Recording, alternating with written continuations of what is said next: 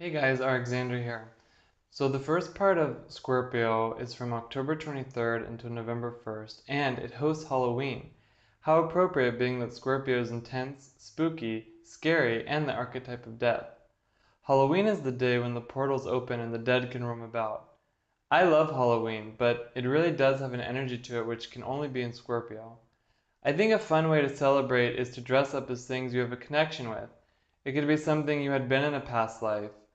I always wanted to be a wizard when I was little, all the time, so when we dress up, we can pretend to be that archetype. Scorpio, like every sign, has three decans, and the first decan is ruled by the planet Pluto, and its symbol is the Five of Cups. So, what does this mean? Well, it's time to heal your regrets and let go.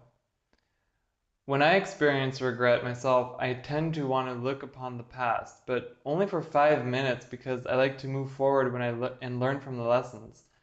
I find that the best way I get through a wave of regret is with music, and not music that reminds me of the things I'm regretting because that usually puts me in a weird space, but something new.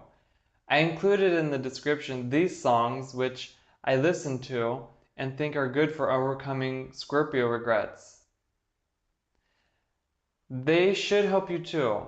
Regrets suck. I mean, just look at this card. We see a guy here looking at what he's lost. He feels a bit victimized by his situation and he's just kind of moping over it. He isn't even cleaning it up.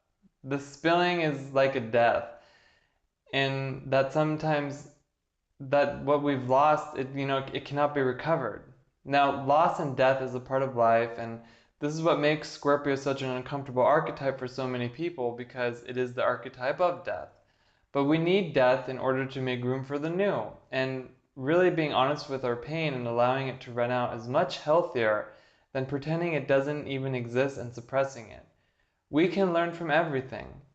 And not every situation is as extreme as death, but there's death to different degrees. In the symbolism, though, we also see two cups behind him ready to go.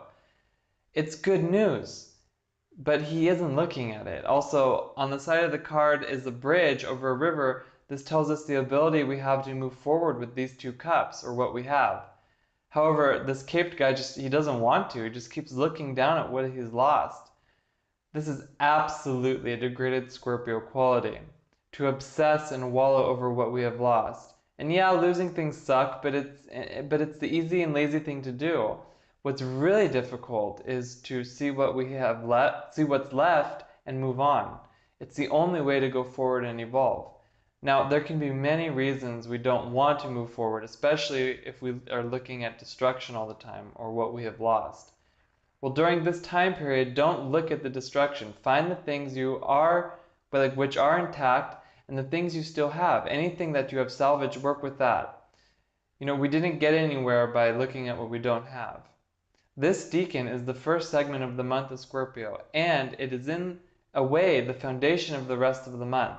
If we are rather wallowing, the rest of the month will be marinated in that energy and become more difficult to turn around later on. We need to realize that every month is a month we have done before. Meaning, if we're 6 years old, we have done this, we have gone through Scorpio 5 times before. Or if we are 50 years old, we've gone through this 49 times before.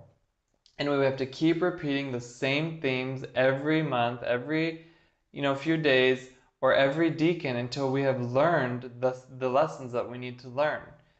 So as an exercise, you can think back or look into your calendar what has transpired from October 23rd until November 1st every year to get an idea of what's going on with you. You can book a session with me to get a deeper insight or some help with interpretation. I also recommend the Scorpio Essential Oil Blend to help you through this. But the lessons in this decan poses, what we can learn from what we have lost without having a pity party. If we don't do this, we will become very heavy and unable to see the blessings which are right under our noses. Let your losses and pain be your teacher. Otherwise, we will go into a downward spiral of nostalgia and fantasy, unable to manifest anything in our life. So some ways this can act out is looking to old friendships and old relationships we've lost. Stop creeping on them. Let it go. We've lost touch with people for a reason, and chances are you don't even know them anymore. Or another example is a failed business or a bad business week. Cut your losses and recover. Look at what your options are. Remember, there is a bridge moving forward to a new building in this card. Now, this year in particular, the ruler of this section of the zodiac is Pluto is in Capricorn. This is giving us an extra hue of letting go of old realities and illusions which have been keeping us limited. Anything that keeps us from seeing the beauty and the wealth in front of us is essentially a limitation. This is a really good time for artists or new expression because we can renew ourselves with what we have as long as we don't look back and find the good, the beautiful, and the true and the things right around us. And if we have looked and we can't find it, turn around. Get another point of view. Scorpio likes to obsess and dwell to the point of destruction and wearing us out. So from October 23rd until November 1st, use this energy to find the opportunities right beneath your nose to get out of undesirable realities. Really restrict from looking at destruction. Maybe this means turn off notifications or creeping on your past relationships online. There is a whole new world out there for you, and looking back will not get you there. It's time to heal your regrets and really to let go. I wish you a safe Halloween, and please celebrate your life.